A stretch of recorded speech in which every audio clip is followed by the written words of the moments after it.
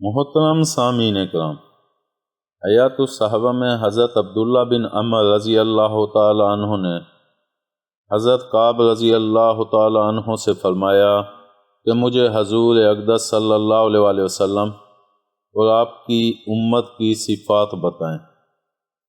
انہوں نے فرمایا کہ میں اللہ تعالیٰ کی کتاب تورات میں ان کی یہ صفات پاتا ہوں کہ احمد صلی اللہ علیہ وسلم اور ان کی امت اللہ کی خوب تعریف کرنے والے ہیں، اچھے برے ہر حال میں الحمدللہ کہیں گے، اور چڑھائی پر چڑھتے ہوئے اللہ اکبر کہیں گے، اور نچائی پر اترتے ہوئے سبحان اللہ کہیں گے۔ ان کی اذان آسمانی فضا میں گونجے گی، وہ نماز میں ایسی دھیمی آواز سے اپنے رب سے ہم کلام ہوں گے جیسے چٹان پر شہد کی مکھی کی بھنبھناہٹ ہوتی ہے، اور فرشتوں کی صفوں کی طرح ان کی نماز میں صفیں ہوں گی،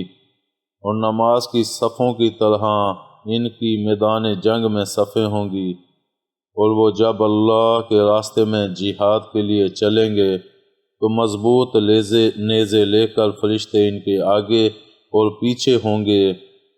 اور جب وہ اللہ تعالیٰ کے راستے میں صف بنا کر کھڑے ہوں گے تو اللہ تعالیٰ ان پر ایسے سایہ کیے ہوئے ہوں گے۔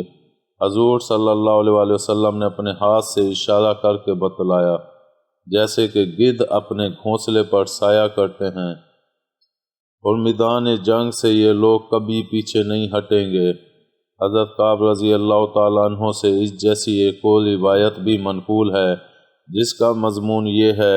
کہ ان کی امت اللہ کی خوب تعریف کرنے والی ہوگی، ہر حال میں الحمدللہ کہیں گے، اور ہر چڑھائی پر چڑھتے ہوئے اللہ اکبر کہیں گے، اپنی نمازوں کے اوقات کے لیے سورج کا خیال رکھیں گے، اور پانچوں نمازیں اپنے وقت پر پڑھیں گے، اگرچہ کوڑے کرکٹ والی جگہ پر ہوں، میان کمر پر لنگی باندھیں گے، اور وضو میں اپنے اعضاء کو دھوئیں گے۔